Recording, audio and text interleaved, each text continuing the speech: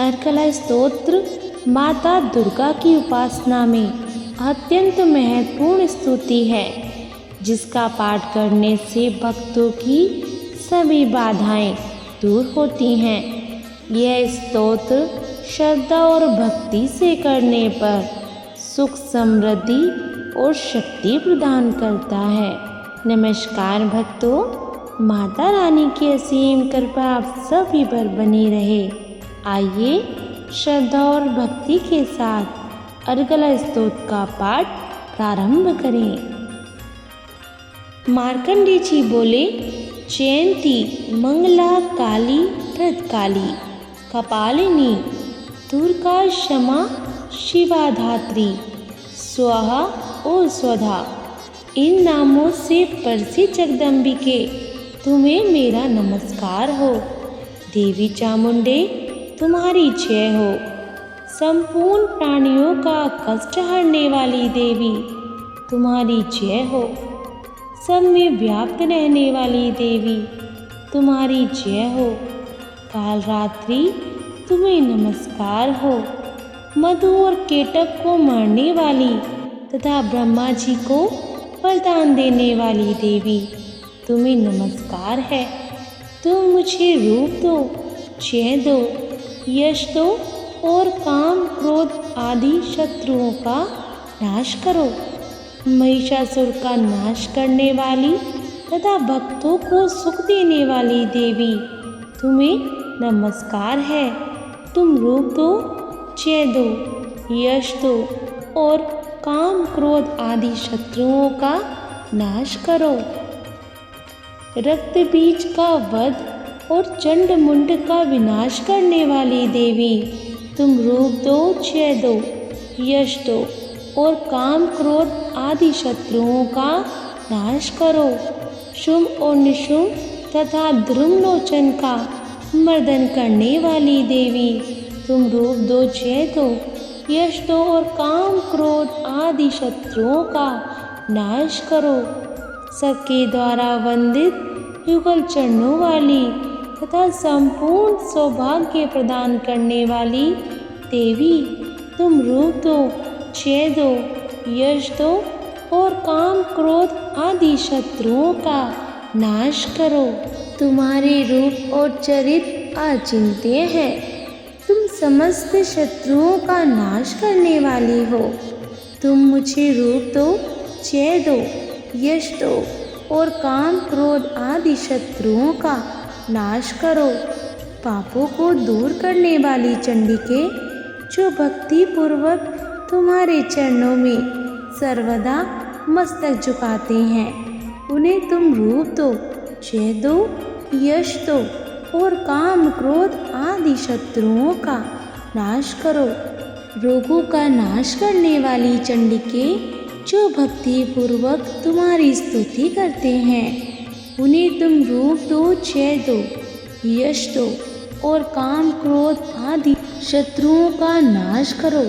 चंडिके इस संसार में जो भक्ति पूर्वक तुम्हारी पूजा करते हैं, उन्हें रूप दो, जय दो, यश दो और काम क्रोध आदि शत्रुओं का नाश करो। मुझे सौभाग्य और आरोग्य दो, परम सुख दो, रूप दो, जय दो, यश दो और काम क्रोध आदि शत्रुओं का नाश करो। जो मुझसे द्वेष रखते हैं, उनका नाश करो और मेरे बल की वृद्धि करो। रूप दो, जय दो, यश दो और काम क्रोध आदि शत्रुओं का नाश करो। देवी मेरा कल्याण करो।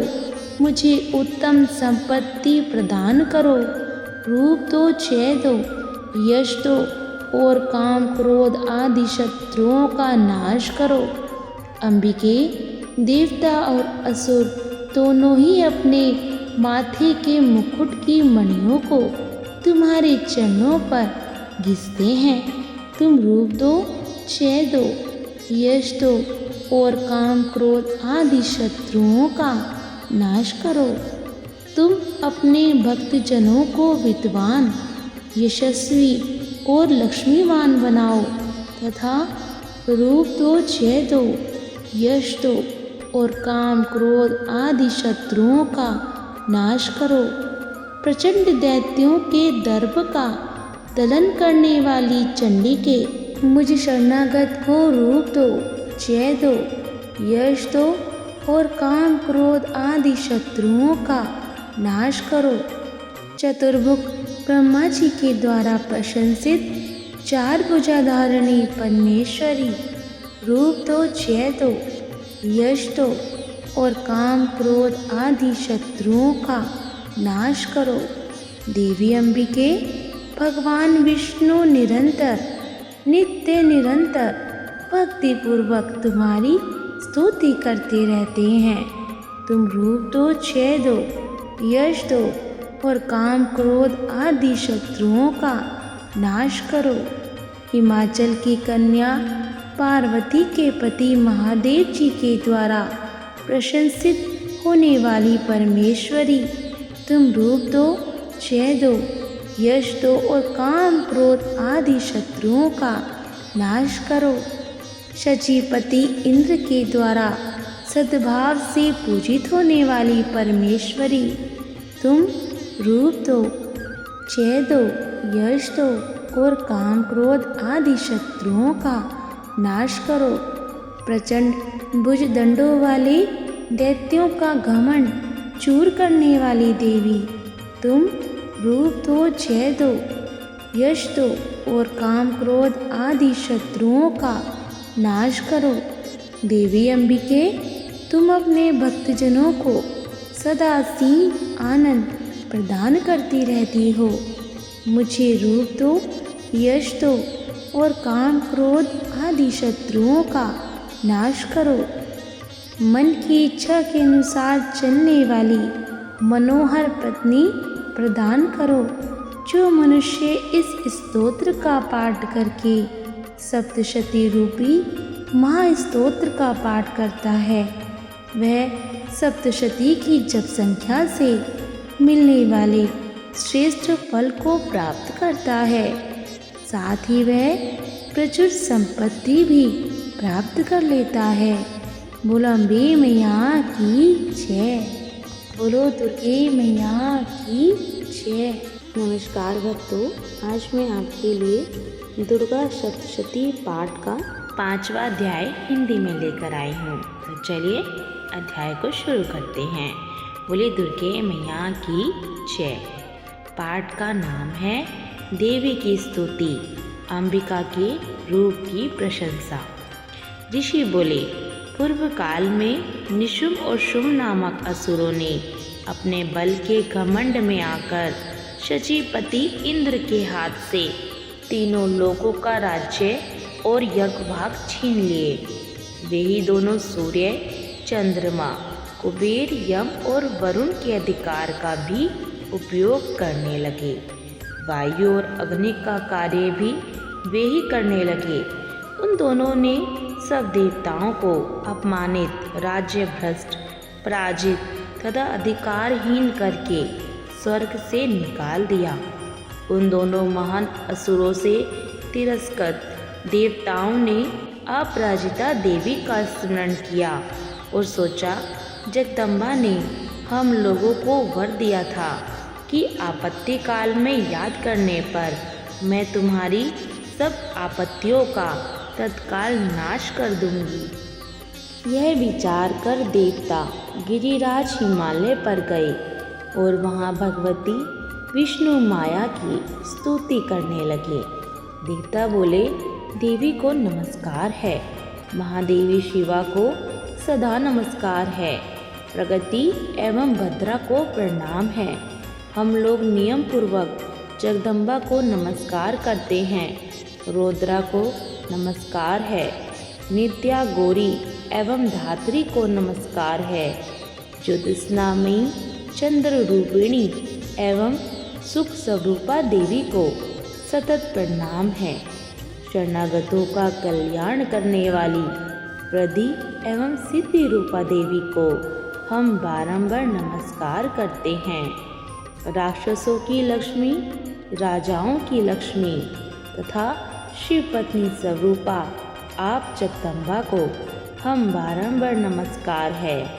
दुर्गा, दुर्गपारा, सारा, सर्वकारिणी, ख्याति, कृष्णा और धूमना देवी को सर्वदा नमस्कार है। अत्यंत सौम्य तथा अत्यंत रौद्र रूपा देवी को हम नमस्कार करते हैं। उन्हें हमारा बारंबार प्रणाम है। जगत की आधारभूता कृति देवी को बारंबार नमस्कार है। जो देवी सब प्राणियों में विष्णु माया के नाम से जानी जाती हैं, उनको नमस्कार, उनको नमस्कार, उनको बारंबार नमस्कार है। जो देवी सब प्राणियों में चेतना कहलाती हैं, उनको नमस्कार, उनको नमस्कार, उनको बारंबार नमस्कार है। जो देवी सब प्राणियों में बुद्धि रूप से स्थित हैं, उनको नमस्कार, उनको नमस्कार, उनको बारंबार नमस्कार है। जो देवी सब प्राणियों में निद्रा रूप से स्थित हैं, उनको नमस्कार, उनको नमस्कार, उनको बारंबार नमस्कार है। जो देवी सब प्राणियों में क्षुधा रूप में स्थित हैं, उनको नमस्कार, उनको नमस्कार, उनको बारंबार नमस्कार है। जो देवी सब प्राणियों में छाया रूप में स्थित हैं, उनको नमस्कार, उनको नमस्कार, उनको बारंबार नमस्कार है। जो देवी सब प्राणियों में शक्ति रूप में स्थित हैं, उनको नमस्कार, उनको नमस्कार, उनको बारंबार नमस्कार है। जो देवी सब प्राणियों में तृष्णा रूप में स्थित हैं, उनको नमस्कार, उनको नमस्कार, उनको बारंबार नमस्कार है। जो देवी सब प्राणियों में क्षमा रूप में स्थित हैं, उनको नमस्कार, उनको नमस्कार, उनको बारंबार नमस्कार है। जो देवी सब प्राणियों में चाति रूप में स्थित हैं, उनको नमस्कार, उनको नमस्कार, उनको बारंबार नमस्कार है। जो देवी सब प्राणियों में लज्जा रूप में स्थित हैं, उनको नमस्कार, उनको नमस्कार, उनको बारंबार नमस्कार है। जो देवी सब प्राणियों में शांति रूप में स्थित हैं, उनको नमस्कार, उनको नमस्कार, उनको बारंबार नमस्कार है। जो देवी सब प्राणियों में श्रद्धा रूप में स्थित हैं, उनको नमस्कार, उनको नमस्कार, उनको बारंबार नमस्कार है। जो देवी सब प्राणियों में कांति रूप में स्थित हैं, उनको नमस्कार, उनको नमस्कार, उनको बारंबार नमस्कार है। जो देवी सब प्राणियों में लक्ष्मी रूप में स्थित हैं, उनको नमस्कार, उनको नमस्कार, उनको बारंबार नमस्कार है। जो देवी सब प्राणियों में वृत्ति रूप में स्थित हैं, उनको नमस्कार, उनको नमस्कार, उनको बारंबार नमस्कार है। जो देवी सब प्राणियों में स्मृति रूप से स्थित हैं, उनको नमस्कार, उनको नमस्कार, उनको बारंबार नमस्कार है। जो देवी सब प्राणियों में दया रूप से स्थित हैं, उनको नमस्कार, उनको नमस्कार, उनको बारंबार नमस्कार है। जो देवी सब प्राणियों में तुष्टि रूप से स्थित हैं, उनको नमस्कार, उनको नमस्कार, उनको बारंबार नमस्कार है। जो देवी सब प्राणियों में मातृ रूप से स्थित हैं, उनको नमस्कार, उनको नमस्कार, उनको बारंबार नमस्कार है। जो देवी सब प्राणियों में भ्रांति रूप से स्थित हैं, उनको नमस्कार, उनको नमस्कार, उनको बारंबार नमस्कार है। जो जीवों के इंद्रिय वर्ग की अधिष्ठात्री देवी एवं सब प्राणियों में सदा व्याप्त रहने वाली हैं, उन व्याप्ति देवी को नमस्कार है। जो देवी चैतन्य रूप से इस संपूर्ण जगत को व्याप्त करके स्थित हैं, उनको नमस्कार, उनको नमस्कार, उनको नमस्कार।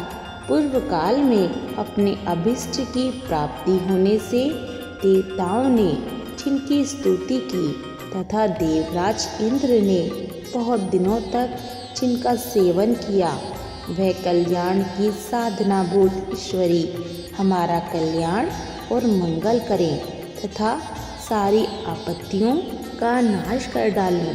उदंड दैत्यों से सताए हुए हम सभी देवता जिन परमेश्वरी को इस समय नमस्कार करते हैं तथा जो भक्ति से विनम्र पुरुषों द्वारा स्मरण की जाने पर तत्काल ही संपूर्ण विपत्तियों का नाश कर देती हैं, वे जगदम्बा हमारा संकट दूर करें। ऋषि बोले, राजन, इस प्रकार जब देवता स्तुति कर रहे थे उस समय पार्वती देवी गंगा जी के जल में स्नान करने के लिए वहाँ आई। उन सुंदर भुवों वाली भगवती ने देवताओं से पूछा, आप लोग यहाँ किसकी स्तुति कर रहे हैं? तब उन्हीं के शरीर से प्रकट हुई शिवा देवी बोली, शुंभ दैत्य से तिरस्कृत हुए और युद्ध में निशुंभ से पराजित होकर यहाँ एकत्रित हुए ये समस्त देवता ये मेरी ही स्तुति कर रहे हैं। पार्वती जी के शरीर कोश से अंबिका का प्रादुर्भाव हुआ था, इसलिए ये समस्त लोकों में कौशिकी कही जाती हैं। कौशिकी के प्रकट होने के बाद पार्वती देवी का शरीर काले रंग का हो गया, अतः वे हिमालय पर निवास करने वाली कालिका देवी के नाम से विख्यात हुई। तदनंतर शुंभ के भृत्य चंड मुंड वहाँ आए और उन्होंने परम मनोहर रूप धारण करने वाली अंबिका देवी को देखा। फिर वे शुंभ के पास जाकर बोले, महाराज, एक अत्यंत मनोहर स्त्री है जो अपनी दिव्य कांति से हिमालय को प्रकाशित कर रही है। वैसा उत्तम रूप कहीं किसी भी ने भी नहीं देखा होगा। हे असुरेश्वर, पता लगाइए वह देवी कौन है और उसे प्राप्त कीजिए। स्त्रियों में तो वह रत्न है, उसका प्रत्येक अंग बहुत ही सुंदर है तथा वह अपने श्री अंगों की प्रभा से संपूर्ण दिशाओं में प्रकाश फैला रही है। दैत्यराज, अभी वह हिमालय पर ही स्थित है, आप उसे देख सकते हैं। प्रभु, तीनों लोकों में मणि, हाथी और घोड़े आदि जितने भी रत्न हैं वे सब इस समय आपके घर में शोभा पा रहे हैं। हाथियों में रत्नभूत ऐरावत, यह पारिजात का वृक्ष और यह उच्च शर्वा घोड़ा, यह सब आपने इंद्र से ले लिया है। हंसों से युक्त यह विमान भी आपके आंगन में शोभा पाता है। यह रत्नभूत अद्भुत विमान जो पहले ब्रह्मा जी के पास था अब आपके यहाँ लाया गया है। यह महापद नामक निधि आप कुबेर से छीन लाए हैं। समुद्र ने आपको माला भेंट की है जो केसरों से सुशोभित है और जिसके कमल कभी कुंभलाते नहीं हैं। सुवर्ण की वर्षा करने वाला वरुण का छत्र भी आपके घर में शोभा पाता है तथा यह सर्वश्रेष्ठ रथ जो पहले प्रजापति के अधिकार में था अब आपके अधिकार में है। दैतेश्वर, मृत्यु की उत्क्रांतिदा नाम वाली शक्ति को भी आपने छीना है तथा वरुण का पाश और समुद्र में उत्पन्न होने वाले सब प्रकार के रत्न आपके भाई निशुंभ के अधिकार में हैं। अग्नि ने भी स्वतः शुद्ध किए हुए 2 वस्त्र आपकी सेवा में अर्पित किए हैं। दैत्यराज, इस प्रकार सभी रत्न आपने एकत्र कर लिए हैं। फिर जो यह स्त्रियों में रत्न रूपी कल्याणमयी देवी हैं, इसे आप अपने अधिकार में क्यों नहीं कर लेते? ऋषि बोले, चंड मुंड का यह वचन सुनकर शुंभ ने महादैत्य सुग्रीव को दूत बनाकर देवी के पास भेजा और कहा, तो मेरी आज्ञा से उसके सामने ये बातें कहना और ऐसा उपाय करना जिससे प्रसन्न होकर वह शीघ्र ही यहाँ आ जाए। वह दूत पर्वत के अत्यंत रमणीय प्रदेश में जहाँ वह देवी सुशोभित थी वहाँ गया और मधुर वाणी में कोमल वचन बोला। दूत बोला, देवी, दैत्यराज शुंभ इस समय तीनों लोकों के परमेश्वर हैं। मैं उन्हीं का भेजा हुआ दूत हूँ। और यहाँ तुम्हारे ही पास उपस्थित हुआ हूँ। उनकी आज्ञा सदा सब देवता एक स्वर में मानते हैं, कोई उसका उल्लंघन नहीं कर सकता। वे संपूर्ण देवताओं को परास्त कर चुके हैं। उन्होंने तुम्हारे लिए जो संदेश दिया है उसे सुनो। संपूर्ण त्रिलोकी मेरे अधिकार में है, देवता भी मेरी आज्ञा के अधीन चलते हैं। संपूर्ण यज्ञों के भागों को मैं ही भोगता हूँ। तीनों लोकों में जितने श्रेष्ठ रत्न हैं वे सब मेरे अधिकार में हैं। देवराज इंद्र का वाहन हिरावत जो हाथियों में रत्न के समान है, उसे मैंने छीन लिया है। क्षीरसागर का मंथन करने से जो अश्वरतन उच्च शर्वा प्रकट हुआ था, उसे देवताओं ने मेरे पैरों पर पड़कर समर्पित किया है। सुंदरी, उनके अतिरिक्त और भी जितने रत्नभूत पदार्थ देवताओं, गंधर्वों और नागों के पास थे, वह सब मेरे ही पास आ गए हैं। देवी, हम लोग तुम्हें संसार की स्त्रियों में रत्न मानते हैं, अतः तुम हमारे पास आ जाओ, क्योंकि रत्नों का उपभोग करने वाले हम ही हैं। चंचल कटाक्षों वाली सुंदरी, तुम मेरी या मेरे महापराक्रमी भाई निशुंभ की सेवा में आ जाओ, क्योंकि तुम रत्न स्वरूपा हो। इस प्रकार मेरा वर्ण करने से तुम्हें अतुलित महान ऐश्वर्य की प्राप्ति होगी। अपनी बुद्धि से यह विचार कर तुम मेरी पत्नी बन जाओ।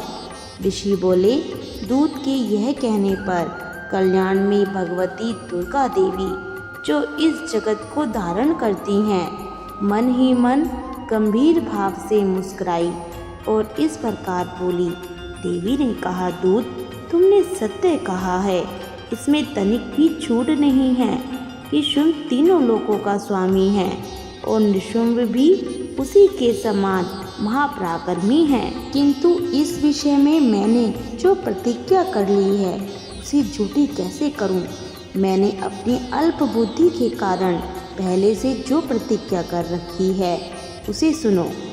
जो मुझे संग्राम में जीत लेगा, जो मेरे अभिमान को चूर्ण कर देगा तथा संसार में जो मेरे समान बलवान होगा, वही मेरा स्वामी होगा। इसलिए शुंभ अथवा महादैत्य निशुंभ स्वयं ही यहाँ पधारे और मुझे जीतकर शीघ्र ही मेरा पाणी ग्रहण कर ले। इसमें विलंब की क्या आवश्यकता है? दूत बोला, देवी, तुम अभिमान में भरी हो, मेरे सामने ऐसी बातें मत करो। तीनों लोकों में कौन ऐसा मनुष्य है जो शुंभ निशुंभ के सामने खड़ा हो सके? देवी, अन्य दैत्यों के सामने भी सारे देवता युद्ध में नहीं ठहर सकते, फिर तुम अकेली स्त्री होकर कैसे ठहर सकती हो?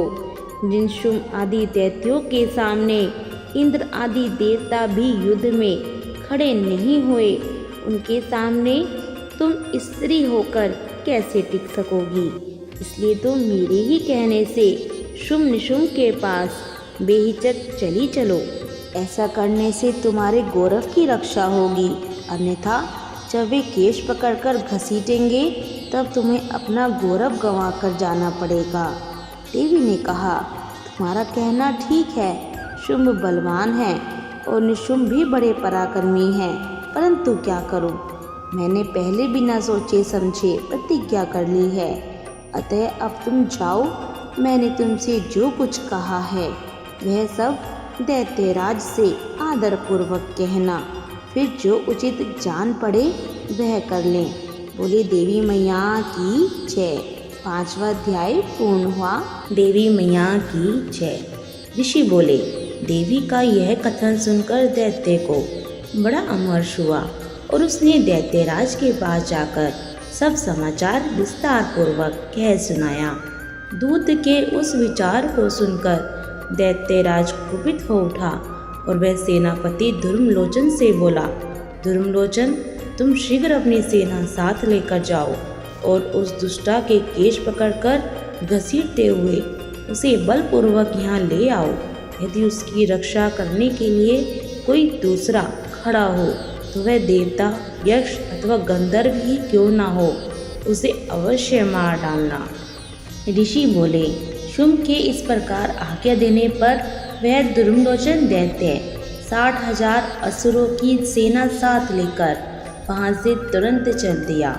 वहाँ पहुंचकर उसने हिमालय पर रहने वाली देवी को देखा और ललकार कर कहा, अरे तू शुंभ के पास चल। यदि इस समय प्रसन्नतापूर्वक मेरे स्वामी के समीप नहीं चलेगी तो मैं तुझे बलपूर्वक बालों को पकड़कर घसीटते हुए ले चलूँगा। देवी बोली, तुम्हें दैत्यों के राजा ने भेजा है, तुम स्वयं भी बलवान हो और तुम्हारे साथ विशाल सेना भी है। ऐसी दशा में यदि मुझे बलपूर्वक ले चलोगे तो मैं तुम्हारा क्या कर सकती हूँ। ऋषि बोले, देवी की ये कहने पर असुर दुर्मलोचन उनकी ओर लपका। तब अंबिका ने ओम शब्द के उच्चारण मात्र से उसे भस्म कर दिया। फिर तो क्रोध से भरी हुई दैत्यों की विशाल सेना और अंबिका ने एक दूसरे पर तीखे सहायकों, शक्तियों तथा फरसों की वर्षा आरंभ की। इतने में ही देवी का वाहन सिंह क्रोध में भरकर भयंकर गर्जना करके गर्दन के बालों को हिलाता हुआ असुरों की सेना में कूद पड़ा। उसने कुछ दैत्यों को पंजों की मार में, कितनों को अपने जबड़े से और कितने ही महादैत्यों को पटककर ताड़ों से घायल करके मार डाला। उस सिंह ने अपने नखों से कितनों के पेट फाड़ डाले और थप्पड़ मारकर कितनों के सिर धड़ से अलग कर दिए। देवी के वाहन उस महाबली सिंह ने अत्यंत क्रोध से भरे हुए क्षण भर में ही असुरों की सारी सेना का संहार कर डाला। शुंभ ने जब यह सुना कि देवी ने दुर्मलोचन असुर को मार डाला तथा उसके सिंह ने सारी सेना को सपाचट कर डाला, तब उस दैत्यराज को बड़ा क्रोध हुआ। उसका होठ कांपने लगा। तुरंत उसने चंड और मुंड नामक 2 महादैत्यों को आज्ञा दी, हे चंड और हे मुंड, तुम लोग बहुत बड़ी सेना लेकर वहाँ जाओ। उस देवी को बालों से पकड़कर अथवा उसे बांधकर शीघ्र यहाँ ले आओ। यदि इस प्रकार उसे लाने में संदेह हो तो युद्ध में सब प्रकार के अस्त्रों शस्त्रों तथा समस्त आसुरी सेना का प्रयोग करके उसकी हत्या कर डालना। उस दुष्टा की हत्या होने पर तथा सिंह के भी मारे जाने पर उस अंबिका को बांधकर साथ लेकर शीघ्र ही लौट आना। बोलो देवी मैया की जय। चंड मुंड का वध 7वां अध्याय हिंदी में लेकर आई हूँ, तो चलिए शुरू करते हैं। ऋषि बोले, तदंतर शुभ की आज्ञा पाकर वे चंड मुंड आदि दैत्य चतुरंगनी सेना के साथ अस्त्र शस्त्रों से सुसज्जित होकर चल दिए। फिर गिरिराज हिमालय के स्वर्ण में ऊंचे शिखर पर पहुंचकर उन्होंने सिंह पर बैठी देवी को देखा। वे मंद मंद मुस्कुरा रही थी। उन्हें देखकर दैत्य लोग तत्परता से पकड़ने का उद्योग करने लगे। किसी ने धनुष तान लिया, किसी ने तलवार संभाली और कुछ लोग देवी के पास आकर खड़े हो गए। तब अंबिका ने उन शत्रुओं के प्रति बड़ा क्रोध किया। उस समय क्रोध के कारण उनका मुख काला पड़ गया, ललाट में भौहें टेढ़ी हो गईं और वहाँ से तुरंत विकराल मुख वाली काली प्रकट हुई, जो तलवार और पाश धारण किए हुई थी।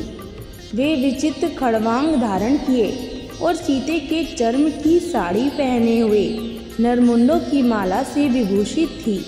उनके शरीर का मांस जैसे सूख गया था, जो केवल हड्डियों का ढांचा था। जीभ लपलपाने के कारण वे और भी डरावनी प्रतीत होती थी।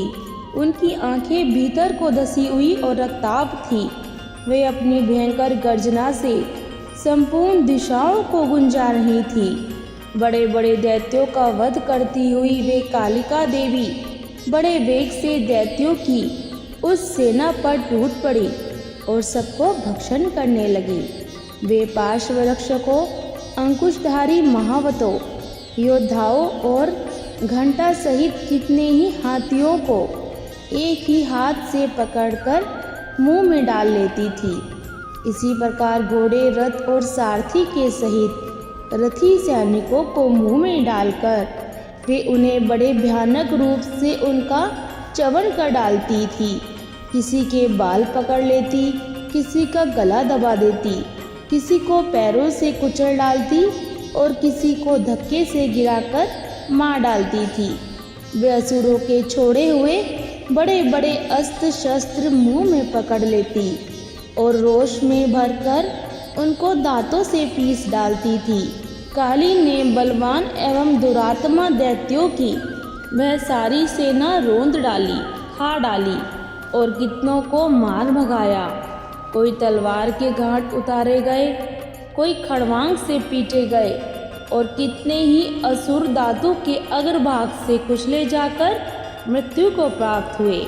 इस प्रकार देवी ने असुरों की उस सारी सेना को क्षण भर में मार गिराया।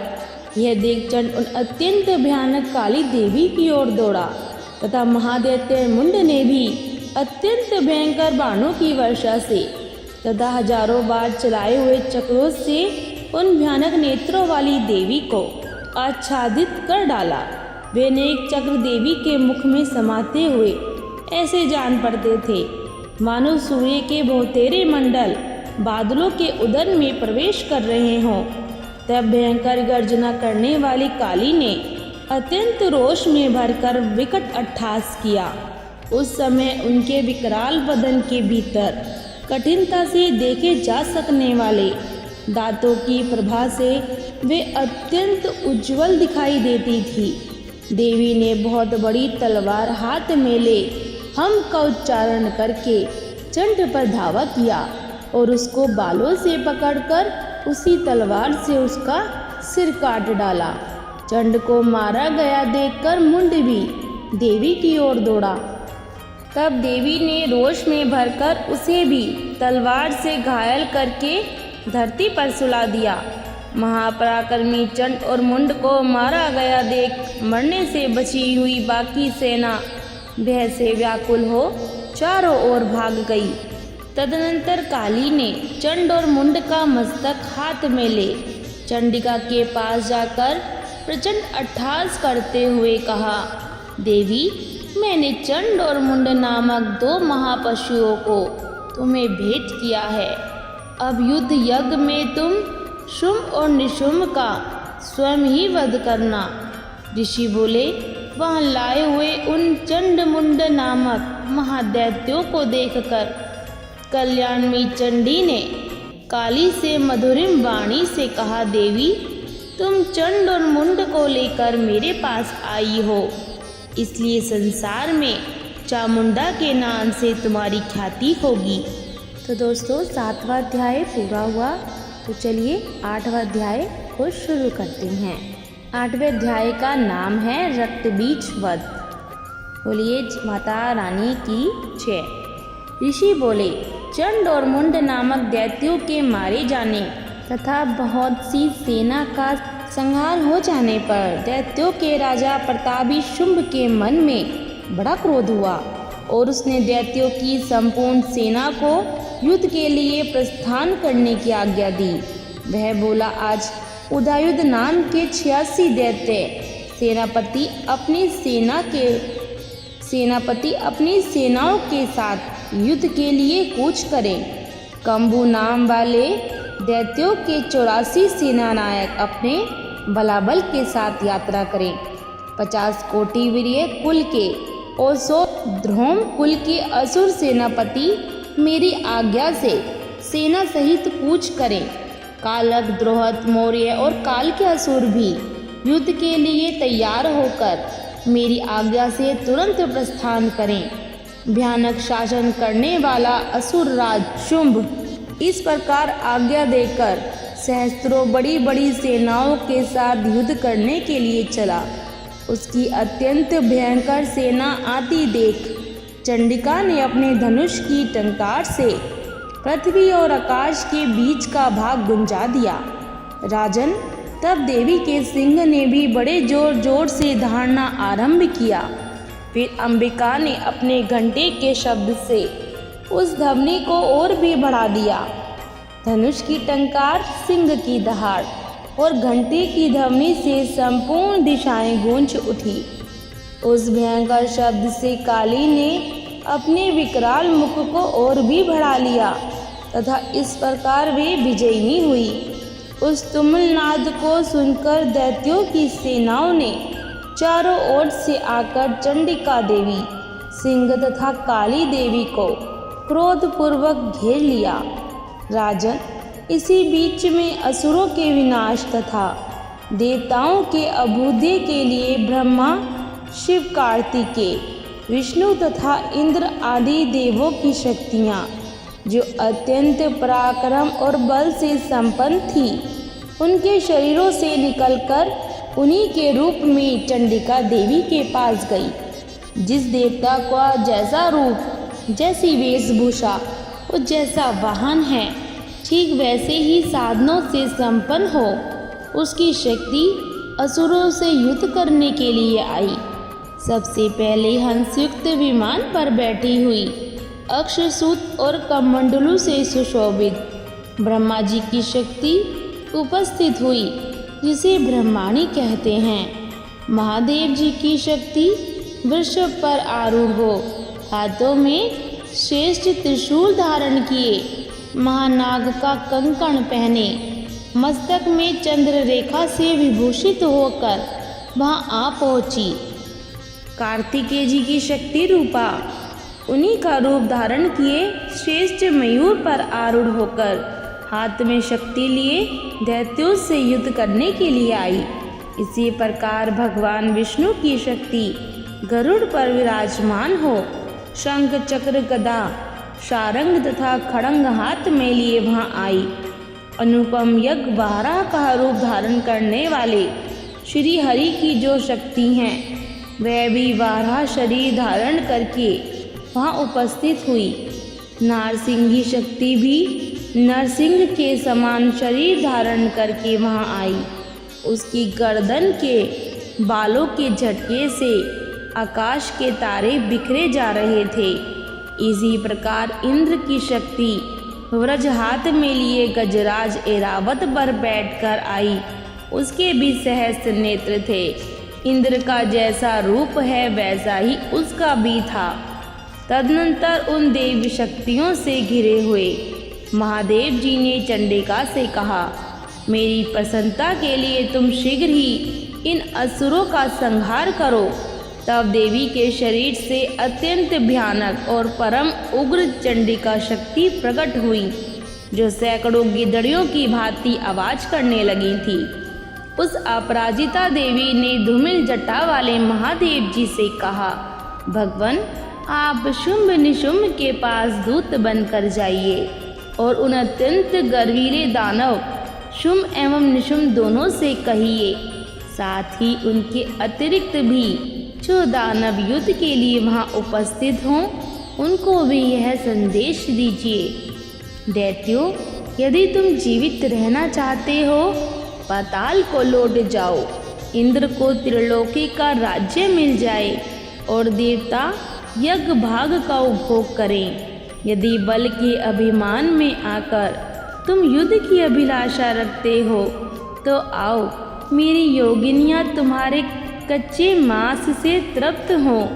चूँकि उस देवी ने भगवान शिव को दूत के कार्य में नियुक्त किया था, इसलिए वह शिवदूती के नाम से संसार में प्रसिद्ध हुई। वे महादैत्य भी भगवान शिव के मुँह से देवी के वचन सुनकर क्रोध से भर गए और जहाँ कात्यायनी विराजमान थी उस ओर बढ़े। तदनंतर वे दैत्य अमर्ष में भरकर पहले ही देवी के ऊपर बाण, शक्ति और दृष्टि आदि अस्त्रों की वर्षा करने लगे।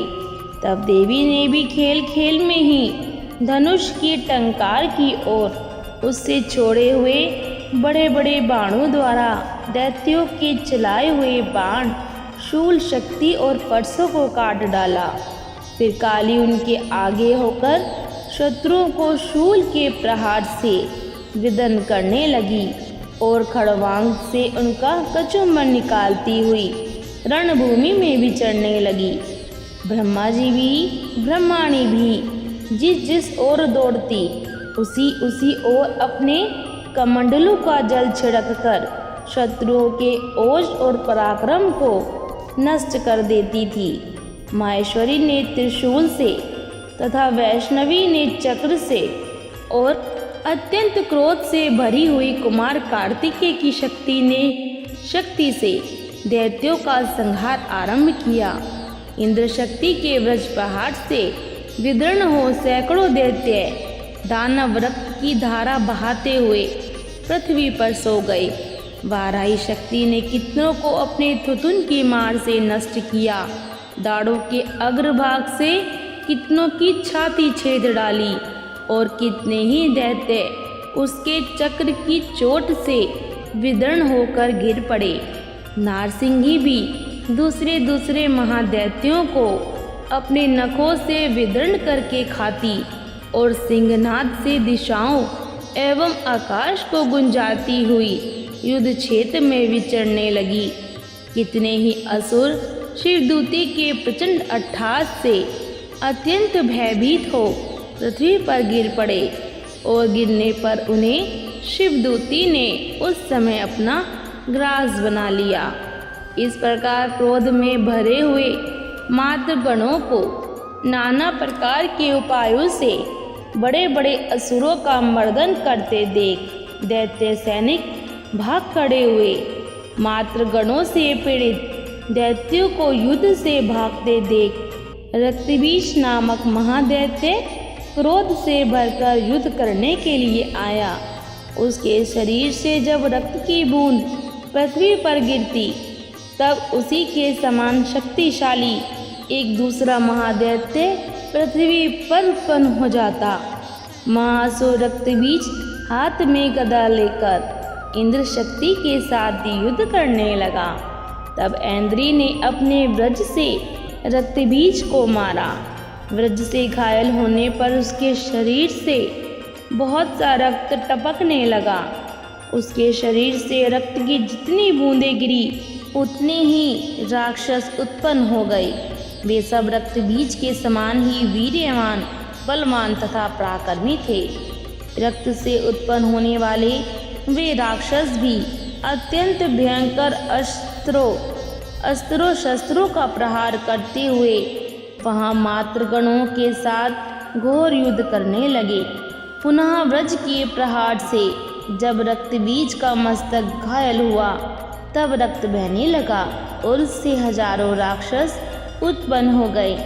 वैष्णवी ने युद्ध में रक्तबीज पर चक्र का प्रहार किया तथा ऐन्द्री ने उस दैत्य सेनापति को गदा से चोट पहुंचाई।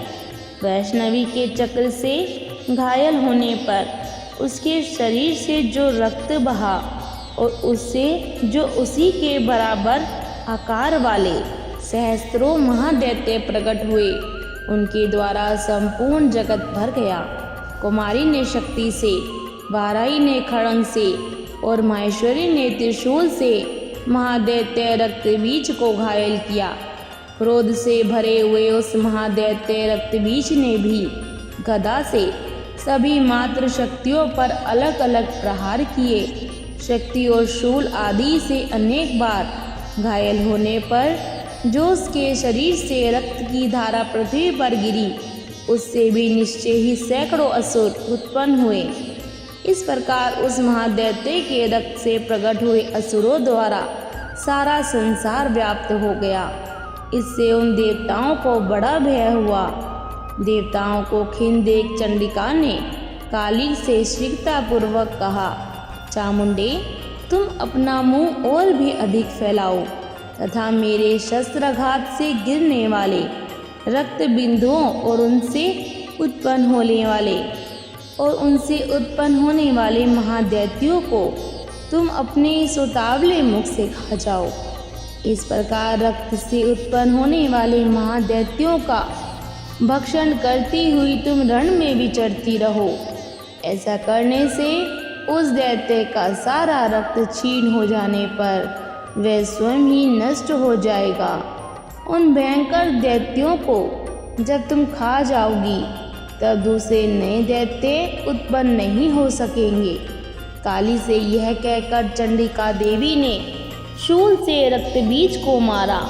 तब काली ने अपने मुख में उसका रक्त ले लिया तो रक्त बीज ने वहां चंडिका पर गदा से प्रहार किया, किंतु उस गदा प्रहार ने देवी को तनिक भी वेदना नहीं पहुंचाई।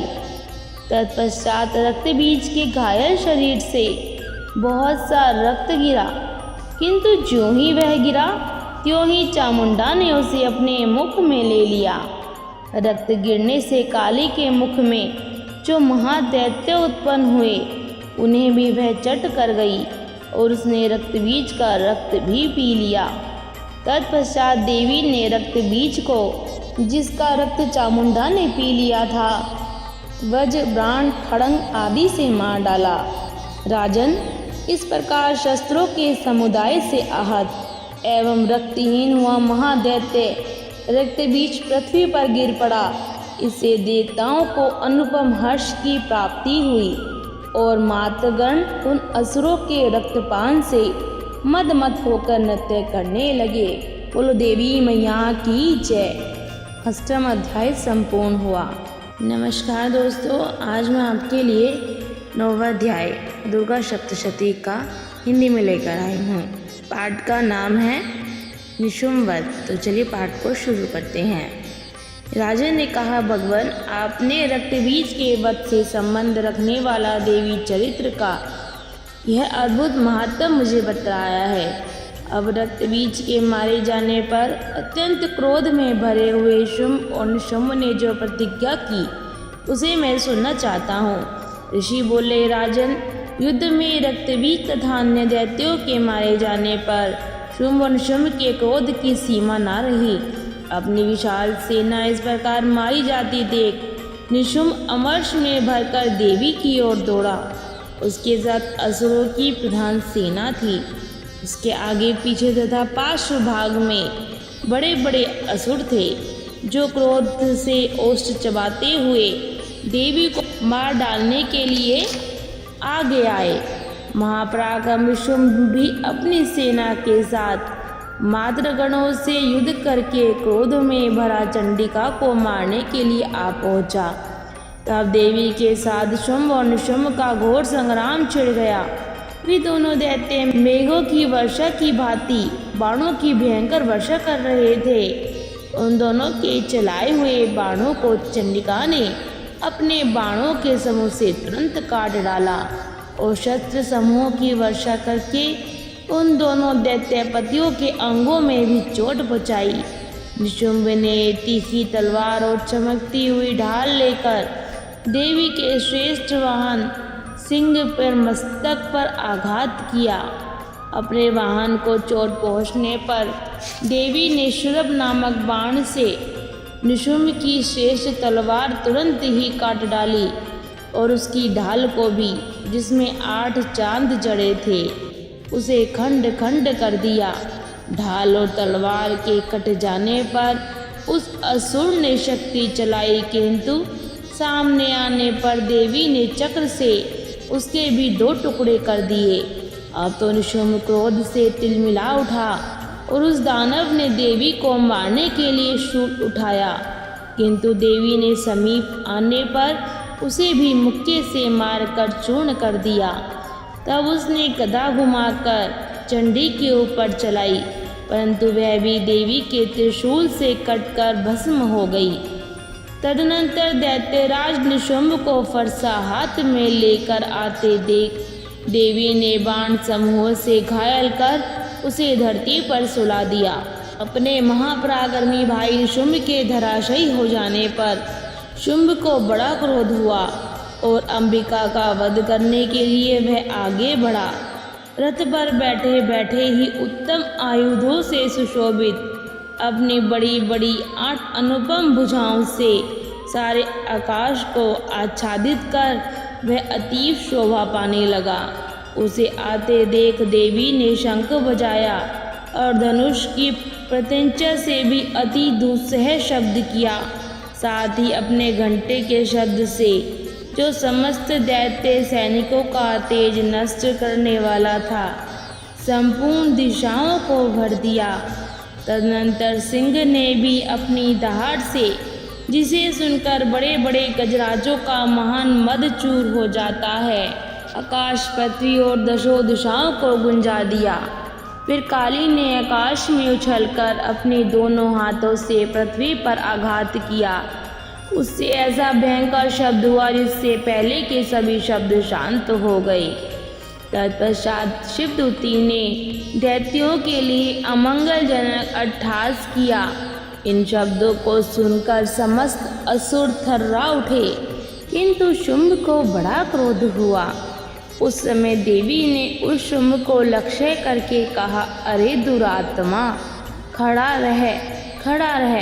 तभी आकाश में खड़े हुए देवता बोल उठे, जय हो, जय हो। शुंभ ने वहां आकर ज्वालाओं से अत्यंत भयानक शक्ति चलाई। अग्नि में पर्वत के समान आती हुई उस शक्ति को देवी ने अपने दिव्य प्रभाव से दूर हटा दिया। उस समय शुंभ के सिंहनाद से तीनों लोक गूंज उठे। राजन, उसकी प्रतिध्वनि से वज्रपात के समान भयानक शब्द हुआ, जिसने अन्य शब्दों को घेर लिया। शुंभ के चलाए हुए बाणों के देवी ने और देवी के चलाए हुए बाणों के शुंभ ने अपने भयंकर बाणों द्वारा सैकड़ों और हजारों टुकड़े कर दिए। तब क्रोध में भरी हुई चंडिका ने शुंभ को शूल से मारा। उसके प्रहार से मूर्छित हो वह पृथ्वी पर गिर पड़ा। इतने में ही उधर निशुंभ को चेतना हुई और उसने धनुष हाथ में लेकर बाणों द्वारा काली देवी और सिंह को घायल कर डाला। फिर उस दैत्यराज ने 10,000 भुजाएं बनाकर चक्रों के प्रहार से चंडिका को आच्छादित कर दिया।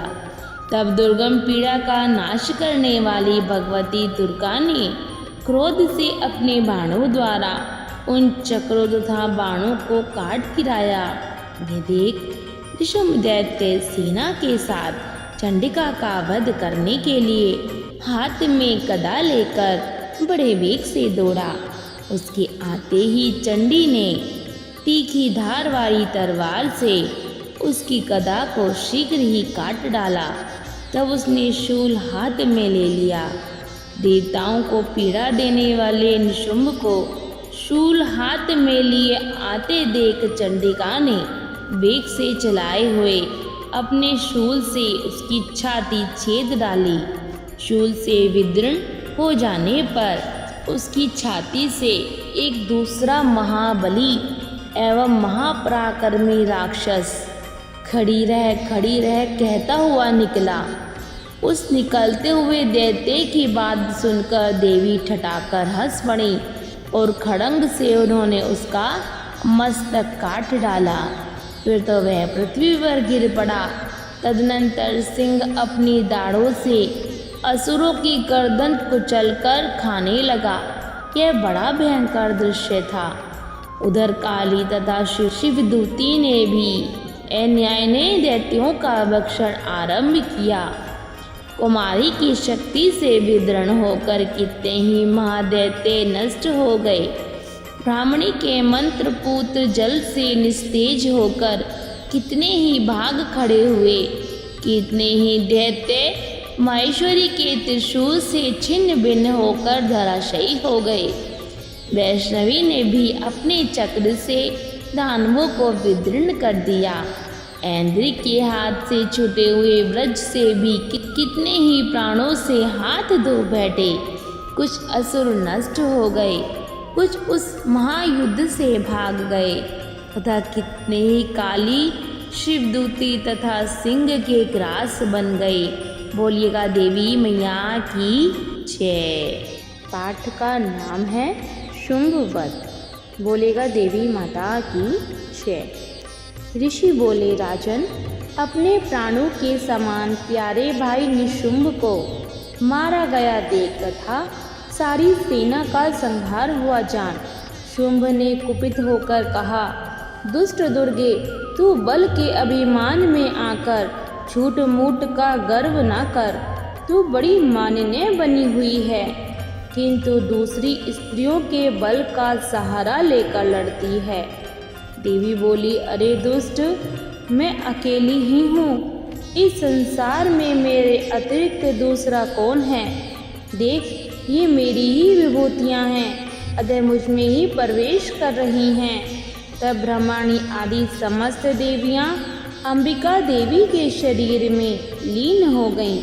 उस समय केवल अंबिका देवी ही रह गई। देवी बोली, मैं अपने ऐश्वर्य शक्ति से अनेक रूपों में यहाँ उपस्थित हुई थी।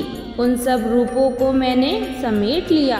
अब मैं अकेली ही युद्ध में खड़ी हूँ, तुम भी स्थिर हो जाओ।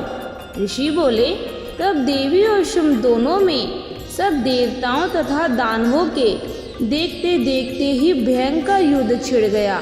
बाणों की वर्षा तथा तीखे शस्त्रों एवं दारुण अस्त्रों के प्रहार के कारण उन दोनों का युद्ध सब लोगों के लिए बड़ा भयानक प्रतीत हुआ। उस समय अंबिका देवी ने जो सैकड़ों दिव्य अस्त्र छोड़े, उन्हें दैत्यराज शुंभ ने उनकी निवारक अस्त्रों द्वारा काट डाला। इसी प्रकार शुंभ ने भी जो दिव्य अस्त्र चलाए, उन्हें परमेश्वरी ने भयंकर हुंकार शब्द के उच्चारण आदि द्वारा खिलवाड़ में ही नष्ट कर डाला। तब उस असुर ने सैकड़ों बाणों से देवी को आच्छादित कर दिया। यह देख क्रोध में भरी हुई उन देवी ने भी बाण मारकर उसका धनुष काट डाला। धनुष कट जाने पर दैत्यराज ने शक्ति हाथ में ली, किंतु देवी ने अपने चक्र से उसके हाथ की शक्ति को भी काट गिराया। तत्पश्चात दैत्यों के स्वामी शुंभ ने 100 चांद वाली चमकती हुई ढाल और तलवार हाथ में ले उस समय देवी पर हमला किया। उसके आते ही चंडिका ने अपने धनुष से छोड़े हुए तीखे बाणों द्वारा उसकी सूर्य किरणों के समान उज्ज्वल ढाल और तलवार को तुरंत काट दिया। फिर उस दैत्य के घोड़े और सारथी मारे गए। धनुष तो पहले ही कट चुका था, अतः अब उसने अंबिका को मारने के लिए उद्धत होकर मुदगर हाथ में लिया। उसे आते देख देवी ने अपने तीक्ष्ण बाणों से उसका मुदगर भी काट डाला। इस पर भी वह असुर मुक्का तान कर बड़े वेग से देवी की ओर झपटा। उस दैत्यराज ने देवी की छाती में मुक्का मारा। तब उन देवी ने भी उसकी छाती में एक चाटा जड़ दिया। देवी का थप्पड़ खाकर दैत्यराज शुंभ पृथ्वी पर गिर पड़ा, किंतु पुनः सहसा पूर्ववत उठकर खड़ा हो गया। फिर वह उछला और देवी को ऊपर ले जाकर आकाश में खड़ा हो गया। तब चंडिका आकाश में भी बिना किसी आधार के ही शुंभ के साथ युद्ध करने लगी। उस समय दैत्य और चंडिका आकाश में एक दूसरे से लड़ने लगे। उनका वह युद्ध पहले सिद्ध और मुनियों को विस्मयकारक हुआ। फिर अंबिका ने शुंभ के साथ बहुत देर तक युद्ध करने के पश्चात उसे उठाकर घुमाया और पृथ्वी पर पटक दिया। पटके जाने पर पृथ्वी पर आने के बाद वह दुष्ट आत्मा दैत्य पुनः चंडिका का वध करने के लिए उनकी ओर बड़े वेग से दौड़ा। तब समस्त दैत्यों के राजा शुंभ को अपनी ओर आते देख देवी ने त्रिशूल से उसकी छाती छेद कर उसे पृथ्वी पर गिरा दिया। देवी के त्रिशूल की धार से घायल होने पर उसके प्राण पखेरु उड़ गए और वह समुद्रों, द्वीपों तथा पर्वतों सहित समूची पृथ्वी को कपाता हुआ भूमि पर गिर पड़ा। तब उस दुरात्मा के मारे जाने पर संपूर्ण जगत प्रसन्न एवं पूर्ण स्वस्थ हो गया तथा आकाश स्वच्छ दिखाई देने लगा। पहले जो उत्पात सूचक मेघ और उल्कापात होते थे वे सब शांत हो गए तथा उस दैत्य के मारे जाने पर नदियाँ भी ठीक मार्ग से बहने लगी। उस समय शुंभ की मृत्यु के बाद संपूर्ण देवताओं का हृदय हर्षातिरेक से भर गया और गंधर्वगण मधुरम गीत गाने लगे। दूसरे गंधर्व बाजे बजाने लगे और अप्सराएं नाचने लगीं। पवित्र वायु बहने लगी। सूर्य की प्रभा उत्तम हो गई। अग्निशाला की बुझी हुई आग अपने आप प्रज्वलित हो उठी तथा संपूर्ण दिशाओं के भयंकर शब्द शांत हो गए। बोलो देवी मैया की जय। 10वां अध्याय पूर्ण हुआ। पाठ का नाम है देवी देवताओं द्वारा देवी की स्तुति एवं देवी द्वारा देवताओं को वरदान। तो चलिए पाठ को शुरू करते हैं। बोले अम्बे मैया की जय। ऋषि बोले देवी के द्वारा वहाँ महादैत्यपति शुंभ के मारे जाने पर इंद्र आदि देवता अग्नि को आगे करके उन कात्यायनी देवी की स्तुति करने लगे। उस समय अभीष्ट की प्राप्ति होने से उनके मुख कमल चमक उठे थे और उनके प्रकाश से दिशाएं भी जगमगा उठी थी। देवता बोले शरणागत की पीड़ा दूर करने वाली देवी हम पर प्रसन्न हो। संपूर्ण जगत की माता प्रसन्न हो। विश्वेश्वरी विश्व की रक्षा करो। देवी तुम ही चराचर जगत की अधीश्वरी हो। तुम इस जगत का एकमात्र आधार हो क्योंकि पृथ्वी रूप में तुम्हारी ही स्थिति है। देवी तुम्हारा पराक्रम अतुलनीय है। तुम ही जल रूप में स्थित होकर संपूर्ण जगत को तृप्त करती हो। तुम अनंत बल संपन्न वैष्णवी शक्ति हो। इस विश्व की कारणभूता परमाया हो। देवी तुमने इस समस्त जगत को मोहित कर रखा है। तुम्हें प्रसन्न होने पर इस पृथ्वी पर मोक्ष की प्राप्ति कराती हो। देवी संपूर्ण विद्याएं तुम्हारे ही भिन्न भिन्न स्वरूप हैं। जगत में जितनी स्त्रियां हैं वे सब तुम्हारी ही मूर्तियां हैं। जगदम्बे एकमात्र तुमने ही इस विश्व को व्याप्त कर रखा है। तुम्हारी स्तुति क्या हो सकती है। तुम तो स्तवन करने योग्य पदार्थों से परे एवं परावाणी हो। जब तुम सर्वरूपा देवी स्वर्ग तथा मोक्ष प्रदान करने वाली हो तब इसी रूप में तुम्हारी स्तुति हो गई।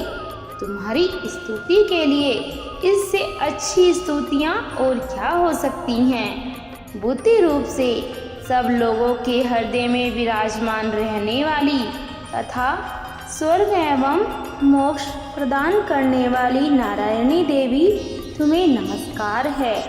कला काष्ठा आदि के रूप से अवस्था परिवर्तन की ओर ले जाने वाली तथा विश्व का उपसंहार करने में समर्थ नारायणी तुम्हें नमस्कार है। नारायणी तुम सब प्रकार का मंगल प्रदान करने वाली मंगलमयी हो। कल्याणदायिनी शिवा हो। सब पुरुषार्थों को सिद्ध करने वाली शरणागत वत्सला 3 नेत्रों वाली एवं गौरी हो। तुम्हें नमस्कार है। तुम सृष्टि पालन और संहार की शक्तिभूता सनातनी देवी गुणों का आधार तथा सर्वगुण संपन्न हो। नारायणी तुम्हें नमस्कार है। शरण में आए हुए दीनों एवं पीड़ितों की रक्षा में संलग्न रहने वाली तथा सबकी पीड़ा दूर करने वाली नारायणी देवी तुम्हें नमस्कार है। नारायणी तुम ब्रह्माणी का रूप धारण करके हंसों से जुते हुए विमान पर बैठती तथा कुश मिश्रित जल छिड़कती रहती हो। तुम्हें नमस्कार है। माहेश्वरी रूप से त्रिशूल चंद्रमा एवं सर्प को धारण करने वाली तथा महान वृषभ की पीठ पर बैठने वाली नारायणी देवी तुम्हें नमस्कार है। मोरों और मुर्गों से घिरे रहने वाली तथा महाशक्ति धारण करने वाली कुमारी रूप धारिणी निष्पाप नारायणी तुम्हें नमस्कार है। शंख चक्र गदा और शांग धनुष रूप उत्तम आयुधों को धारण करने वाली वैष्णवी शक्ति रूपा नारायणी, तुम प्रसन्न हो, तुम्हें नमस्कार है। हाथ में भयानक महाचक्र लिए और दाढ़ों पर धरती को उठाए वाराही रूप धारिणी कल्याणमयी नारायणी, तुम्हें नमस्कार है। भयंकर नरसिंह रूप से दैत्यों के वध के लिए उद्योग करने वाली तथा त्रिभुवन की रक्षा में संलग्न रहने वाली नारायणी, तुम्हें नमस्कार है। मस्तक पर किरीट और हाथ में महाव्रज धारण करने वाली, सहस्त्र नेत्रों के कारण उद्दीप्त दिखाई देने वाली और वृत्तासुर के प्राणों का अपहरण करने वाली इंद्र की शक्ति रूपा नारायणी देवी, तुम्हें नमस्कार है। शिवदूती रूप से दैत्यों की महान सेना का संहार करने वाली, भयंकर रूप धारण कर तथा विकट गर्जना करने वाली नारायणी, तुम्हें नमस्कार है। दाढ़ों के कारण विकराल मुख वाली, मुंडमाला से विभूषित मुंडमर्दिनी चामुंडा रूपी नारायणी, तुम्हें नमस्कार है। लक्ष्मी, लज्जा, महाविद्या, श्रद्धा, पुष्टि, स्वधा, ध्रुवा, महारात्रि तथा महाऐविद्या रूपा नारायणी, तुम्हें नमस्कार है। मेधा, सरस्वती, वरा, भूति, पार्वती, महाकाली, संयम परायण, सबकी अधीश्वरी रूपी नारायणी, तुम्हें नमस्कार है। सर्वस्वरूपा सर्वेश्वरी तथा सब प्रकार की शक्तियों से संपन्न दिव्य रूपा दुर्गे देवी, सब भयों से हमारी रक्षा करो, तुम्हें नमस्कार है। कात्यायनी, यह 3 लोचनों से विभूषित तुम्हारा सौम्य मुख सब प्रकार के भयों से हमारी रक्षा करे, तुम्हें नमस्कार है।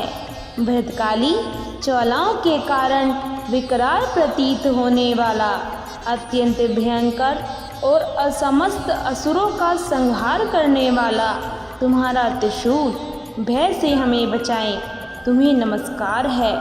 देवी, जो अपनी धवनी से संपूर्ण जगत को व्याप्त करके दैत्यों के तेज नष्ट किए देता है, वह तुम्हारा घंटा हम लोगों की पापों से उसी प्रकार रक्षा करे जैसे माता अपने पुत्रों की बुरे कर्मों से रक्षा करती है। चंडिके, तुम्हारे हाथों में सुशोभित खड़ंग जो असुरों के रक्त और चर्बी से सना हुआ है, वह हमारा मंगल करे, हम तुम्हें नमस्कार करते हैं। देवी, तुम प्रसन्न होने पर सब रोगों को नष्ट कर देती हो और कुपित होने पर मनोवांछित सभी कामनाओं का नाश कर देती हो। जो लोग तुम्हारी शरण में जा चुके हैं, उन पर विपत्ति तो आती ही नहीं। तुम्हारी शरण में आए हुए मनुष्य दूसरों को शरण देने वाले हो जाते हैं। देवी अंबिके, तुमने अपने स्वरूप को अनेक भागों में विभक्त करके नाना प्रकार के रूपों से जो इस समय इन धर्मद्रोही दैत्यों का संहार किया है, वह सब दूसरी कौन कर सकती थी। विद्याओं में, ज्ञान का प्रकाशित करने वाले शास्त्रों में तथा वेदों में तुम्हारे अलावा और किसका वर्णन है, तथा तुमको छोड़कर कौन दूसरी ऐसी है जो इस विश्व को अज्ञान में घोर अंधकार से परिपूर्ण ममता रूपी गड्ढे में निरंतर भटका रही हो। जहाँ राक्षस, जहाँ भयंकर विष वाले सर्प, जहाँ शत्रु, जहाँ लुटेरों की सेना और जहाँ दावा नल हो, वहाँ तथा समुद्र के बीच में भी साथ रहकर तुम विश्व की रक्षा करती हो। विश्वेश्वरी, तुम विश्व का पालन करती हो, विश्व रूपा हो, इसलिए संपूर्ण विश्व को धारण करती हो। तुम भगवान विश्वनाथ की भी वंदनीय हो। जो लोग भक्ति पूर्वक तुम्हारे सामने मस्तक झुकाते हैं। वे संपूर्ण विश्व को आश्रय देने वाले होते हैं। देवी प्रसन्न हो, जैसे इस समय असुरों का वध करके तुमने शीघ्र ही हमारी रक्षा की है, उसी प्रकार सदा हमें शत्रुओं के भय से बचाओ। संपूर्ण जगत का पाप नष्ट कर दो और उत्पात एवं पापों के फलस्वरूप प्राप्त होने वाली महामारी आदि बड़े बड़े उपद्रवों को शीघ्र दूर करो।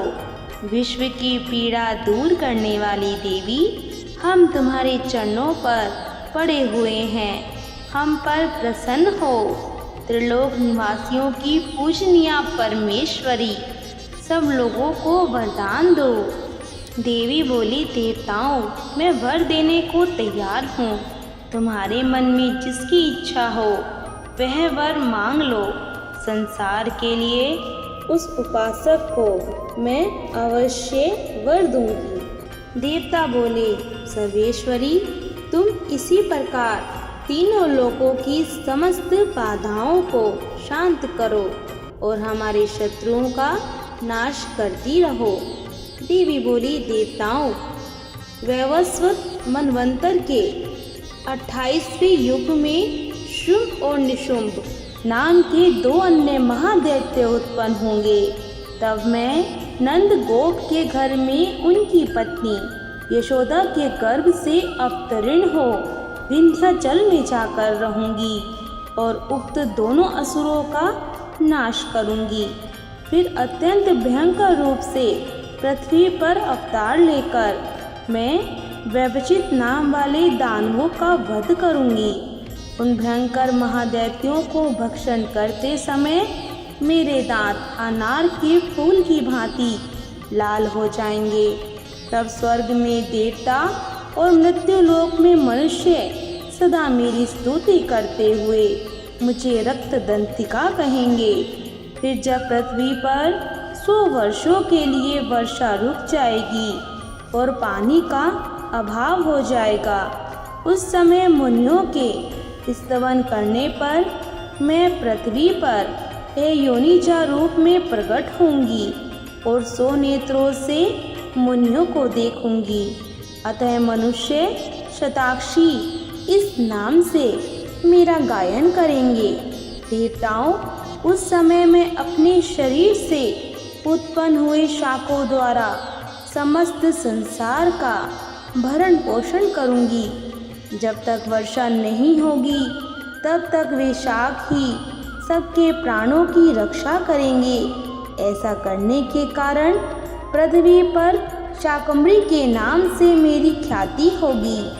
उसी अवतार में मैं दुर्गम नामक महादैत्य का वध भी करूंगी। इससे मेरा नाम दुर्गा देवी के रूप में प्रसिद्ध होगा। फिर जब मैं भीम रूप धारण करके मुनियों की रक्षा के लिए हिमालय पर रहने वाले राक्षसों का भक्षण करूंगी, उस समय सब मुनि भक्ति से नतमस्तक होकर मेरी स्तुति करेंगे। तब मेरा नाम भीमा देवी के रूप में विख्यात होगा। जब अरुण नामक दैत्य तीनों लोकों में भारी उपद्रव मचाएगा, तब मैं तीनों लोकों का हित करने के लिए 6 पैरों वाले असंख्य भ्रमरों का रूप धारण करके उस महादैत्य का वध करूंगी। उस समय सब लोग ब्राह्मणी के नाम से चारों ओर मेरी स्तुति करेंगे। इस प्रकार जब जब संसार में दानवों के द्वारा बाधा उपस्थित होगी, तब तब अवतार लेकर मैं शत्रुओं का नाश करूंगी। बोले अम्बे मैया की जय। 11वां अध्याय पूर्ण हुआ।